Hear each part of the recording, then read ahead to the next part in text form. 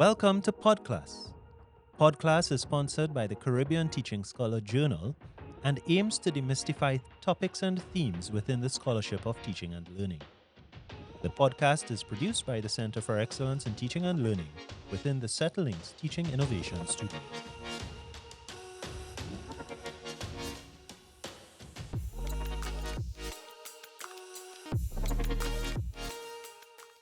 And welcome to PodClass. And I'm really honored and privileged to be joined by two distinguished Twitter users, and we will be demystifying Twitter use within the academic settings. And I am privileged to have Dr. Ladana Kanhai, who teaches in the department, is a lecturer at the Department of Life Sciences, and Dr. Bapaya Pere, who is a research fellow at Sir Arthur Lewis Institute of Social and Economic Studies. And so we want to thank you for taking the time out because we know that you're very busy and we're really honored to have you in the Settling studio to really talk about Twitter. We know that Twitter has received some really bad PR in starting 2022, I think, because it's now X, and so we are for this episode we'll call it Twitter, please, and because I have difficulty going back and saying X, and I really want to demystify how we're using Twitter as academics, and I know that both of you use Twitter in your academic practice, so. I'll begin with a clear idea as to what Twitter is for those in the audience who don't know what Twitter is. It's a microblog platform. I mean, I remembered when it was first 140 characters, and then they moved to 280 characters, and now I think you can pay if you have that blue dot, you can pay for 4,000 characters. It's no longer microblogging, but I will perhaps ask any of you to start. What interested you in Twitter in the first place? Right. Well, I actually joined Twitter in a moment of panic because I was participating in this event called Soapbox Science. And Soapbox Science is something that is international. And they are really trying to bring cutting edge research to the public in a fun, engaging way. And so, of the 12 speakers, they actually asked for your social media handles. And that was why in 2018 I joined Twitter. Didn't know how to use it and literally just got on the platform. Wow. So that was my entry. I was thrown into the deep end, basically. So you were thrown into the deep end, and how has the experience been since? Right. So for me, what I did was that I learned by observation. So I started following a lot of scientists that were working in my field, plastic pollution. I started following a lot of NGOs that were in the environmental science sphere. And so I started to see how they were able to craft their tweets, retweet, engage people, that sort of thing. But actually also somebody by the name of Dan Quintana wrote a Okay. book, Twitter for Scientists. Wow. I read that book. It's Okay. still available So for we're gonna free. come back to that. We're gonna Yes. come back to the Yeah. papaya. How did you get involved in Twitter? That sounds like an interesting book. I want to read it. But essentially, how I got involved is um, in 2019, right after my PhD, I decided to open a Twitter account, partly because we're in a technology driven world. Yeah. And when it comes to disseminating findings, it's not just about a journal publication. You have to find various ways to get your research out there. And I saw that Twitter definitely was a way to do that. Of course, social media in general, but Twitter definitely as a way to do that. And like Ladena, I am learning still by observation. Yes, I mean it's interesting how you will learn towards Twitter, and I'm getting a sense of how you're using Twitter as an academic. But I mean, if you were to use sell it to your colleagues, how would you promote it to your colleagues as using it as an academic? How do you use it as an academic in that sense? And you've hinted a little bit of that, but tell us a little bit more of how you use it as an academic. Yeah. So, I mean, as an academic, you wear different hats, right? Hmm. You are doing research, you are teaching, and of course, you are also engaging in a lot of different things in your daily life. So, for me, I use it as a blogging platform, really, to share what's happening in my life right now in terms of professional, right?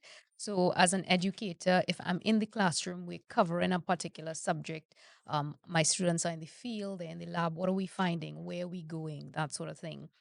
In terms, just as Bafaya said, in terms of research findings, what panel discussions am I taking part in? What papers have I published? That sort of thing. But I also use it. I am aware that, I need to be authentic.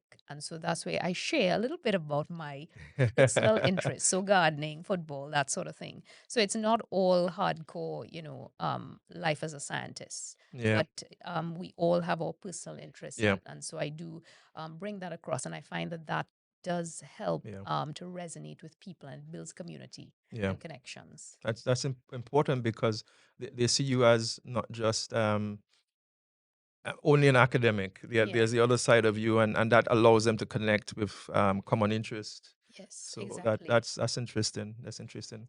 Papaya. Yeah, so like Ladina pointed out, we do wear different hats. So as a teacher, I have used Twitter essentially to gain insights about teaching strategies. And so a few years ago, I came across something called Character Lab. So it's an organization that promotes evidence-based strategies for teaching. It's mostly geared towards children, but I do find that a lot of these strategies can be used in higher education. So I use Twitter to connect with various organizations or persons who might provide insights into teaching strategies, how to improve your teaching practice. Just to give an example, I use the mood meter in my classroom. Okay. I came across the mood meter on Twitter.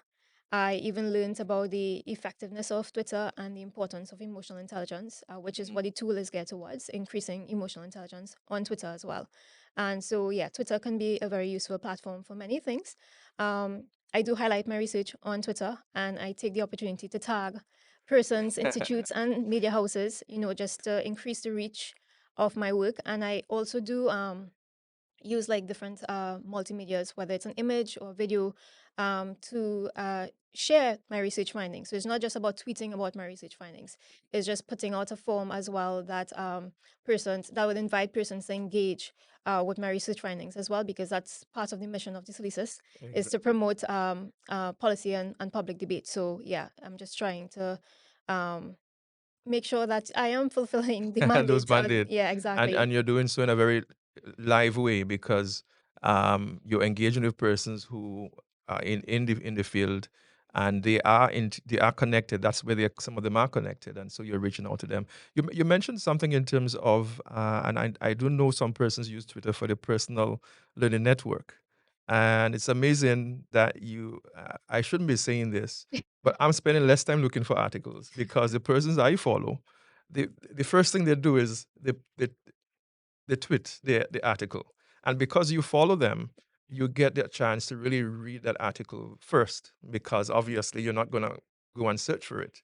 And so I don't know any experience in you've mentioned already in terms of the mood meter, but Mhm. any other things that came from that that gives evidence to the using Twitter as a personal learning network.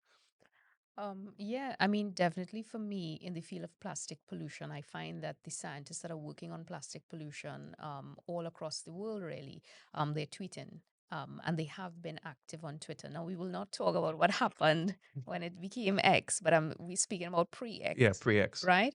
But that is literally where you would find, like, if an article was released on microplastics in the Arctic or something like that, that's where you would get it first. Hmm. I mean, yes, you'll get your updates. The journals are sending you these updates, but chances are the scientists are tweeting about their work. If there's any controversial situation, that's where you will get it first. So, yeah. Yeah. And what strategy do you use on Twitter to follow the latest trends? Are there any strategy in particular that you use? Because I mean, we know we are busy people. Yeah. I mean, you did mention you follow the plastic scientist. Well, plastic pollution is it? Yes, plastic pollution. Yeah. Right. So on we say in Twitter, you have the hashtags, right? Ah. And so the hashtags, usually if you're a scientist and you want to make sure that people are reading your article, and if you publish on, let's say, the Caribbean or small island developing states, usually scientists will use that hashtag. So if you search that hashtag, Mhm. chances are whatever is the latest, Area. whoever's posted anything, you will see it coming up. Yeah. So you can follow a hashtag and not necessarily follow someone. Yes, you can find what people have Mhm. posted using that The hashtag without hashtag necessarily following following them. them. And Yeah. I think that's the powerful one of the powerful features because as you mentioned, there's some persons who may uh, tweet about things that you may not necessarily want to in your timeline. And so, okay, you know what? I'm going to follow that particular Mhm. track, which Yes. is the with the hashtag. And by hashtag, we mean that it's a tagging of a theme that persons would follow. And I honestly think that this is a powerful means for us. Even we hashtag something called higher education or perhaps faculty development and all the great things about faculty development. You will get that, but not necessarily following the persons. But how do you? Because I mean, this brings to discussion about the whole idea of taxonomies and identities and online. How do you maintain your professional online? I know, Ladana, you mentioned in terms of sharing gardening and so forth, but how do you maintain that balance and in a professional and personal balance on Twitter? Well, I always ask myself the question, the purpose, why am I there? Hmm. Right? So it's to share my life as a scientist. And so the majority of my tweets would be about, promoting research, teaching, that sort of thing. But I still want people to just get a little sense of, okay, so in the pandemic, right? Hmm. We were stuck indoors. We were in virtual classrooms. So I was tweeting about what did I see in my garden? I was Yeah. doing a lot of gardening or whatever. That built engagement with the students Hmm. because they would often ask questions about it. For instance, if I saw snakes or something like that, people would be, asking about Okay. the snakes and stuff like that. So another thing is always, I would say that you have to remember whatever you tweet, you have to be comfortable that it can show up on the newspaper the very next day. Are you Yeah. comfortable with that? So I think that also, and I tell my students that as Yeah. well, so yes, you can share personal interests, but at the same time, Yeah. you have to And I be, think that's an important tip for as a Yeah. professional. I'm guided by future self science. Okay. So essentially, I ask myself, would my future self benefit from me posting this?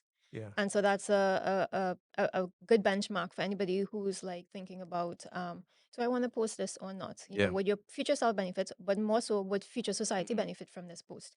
Essentially, so that's a good gauge. Yeah. yeah. I do know there's some who also look at the as you're saying, the added value for my network because there are persons who are following you because you are providing tweets that they find valuable. And so you have to be very careful in, as some say, the kind of following culture, that kind of my followers, I'm feeding my followers. And so I think also the idea of ensuring that what content that you would lose some Mhm. persons who say, okay, that person is definitely off key. Yeah. Yeah. And yeah, that's important. And Mhm. Ladina mentioned an important word earlier, authentic. Hmm. And I think that is key. Once you're being authentic to yourself, I think it doesn't matter if you lose followers or not. I mean, yes, it's nice to have the followers, but if you lose them, fine. I think once you're being authentic to yourself, I think that's what's important. Yeah. I just wanted to share an example. So in 2020, we had the issue with the Nabarima, this floating facility in the Gulf of Paria. And Fisherman and Friends of the Sea, Mr. Gary Aboud, I respect him. He's one of the people that I invite for guest lectures in one of my courses.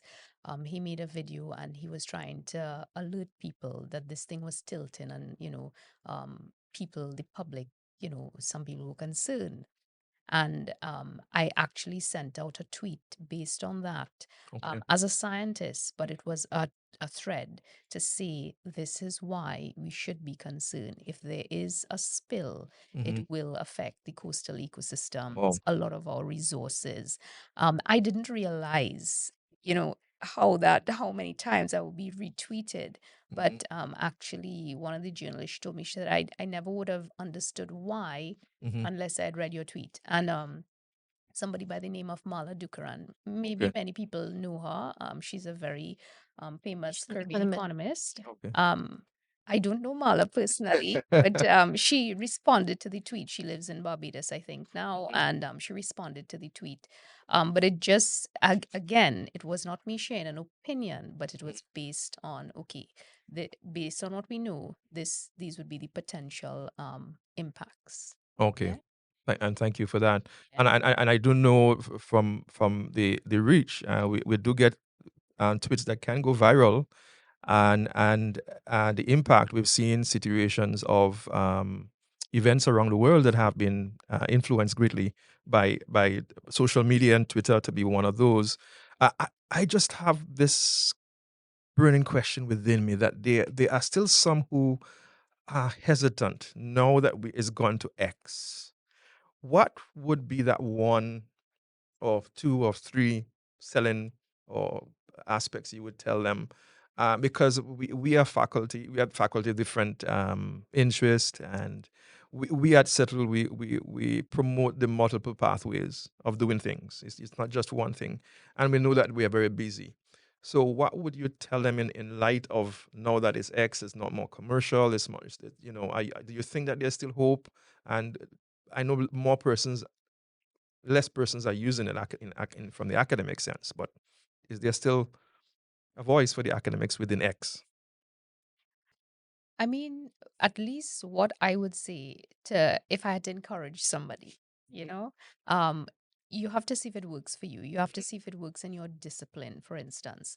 For me, right now, so a lot of people have not, been using it as frequently as they used to before. But for example, right now we have the plastics treaty, right? Okay. The negotiations are ongoing for that.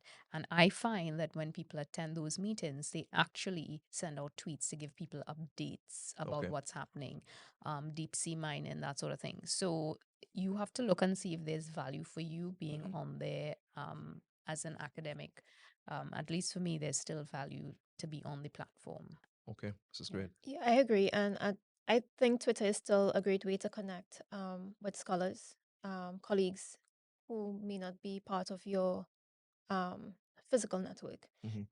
And yeah, and I think that would be an advantage in terms of being on Twitter. The fact that there is an advantage to having more than one person speaking to an issue. Yeah. And if the voices are coming from different parts of the world, I think definitely there would be some impact. And again, I love the examples that Ladina is sharing.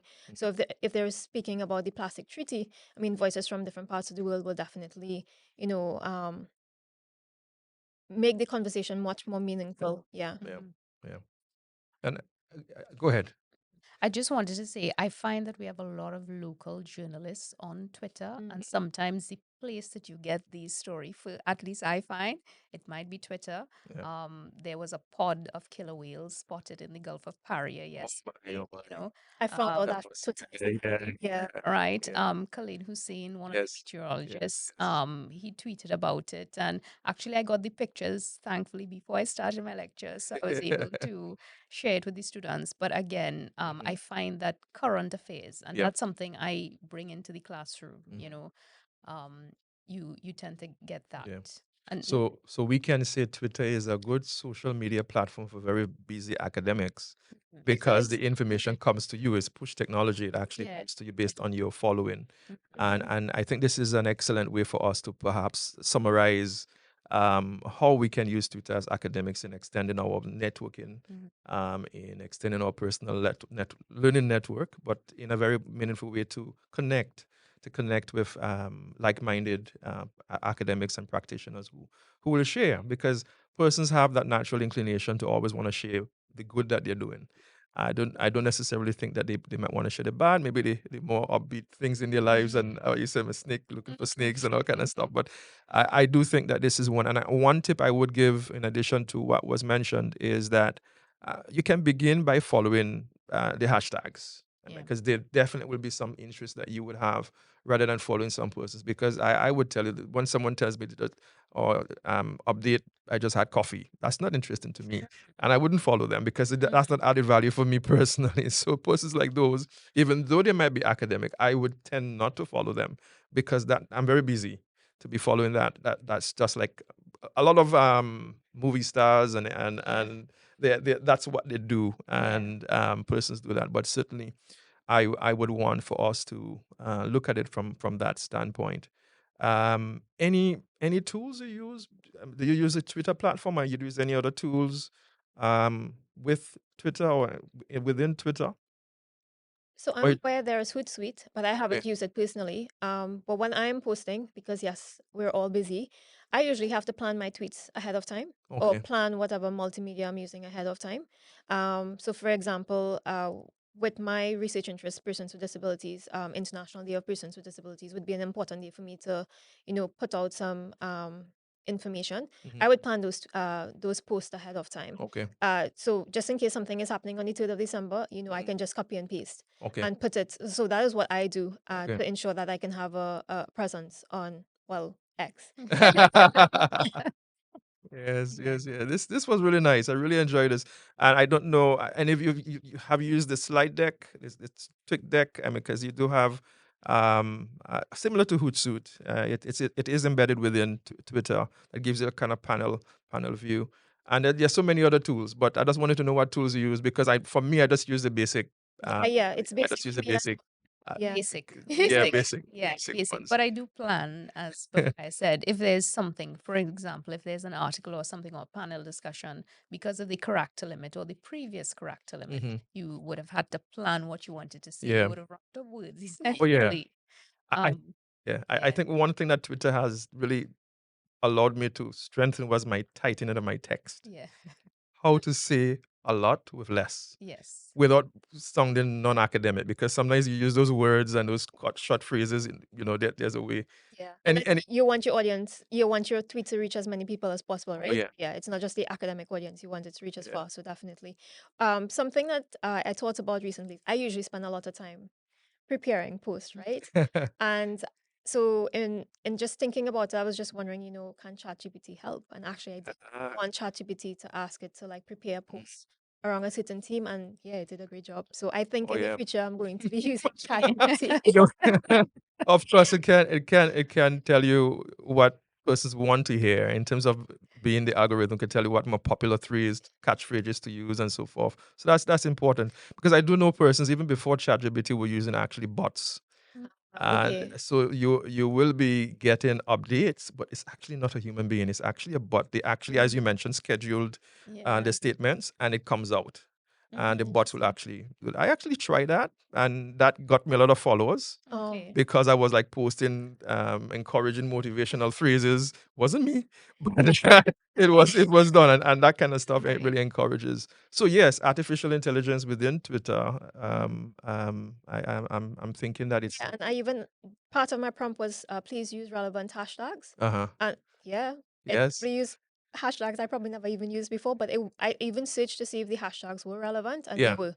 Yeah. Yeah, so I think ChatGPT could really be useful. Yeah. Yeah. Yeah, I know some persons use social mention, which is I think a social tool to find out okay what hashtags can I use all right. to really Yeah, you know, broaden the reach of broadly reach your your so post. that's something. So I think this was a great start. I think Mhm. if anybody was encouraged, you can in the chat. I don't know if you can state if you're with us.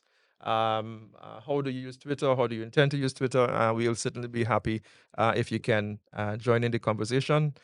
In our pod class today, I want to thank you, Ladana and Bapaya, for coming in our Settling studio to really just chat with us about Twitter and I don't know if there are any closing statements that you would like to make um, as we close.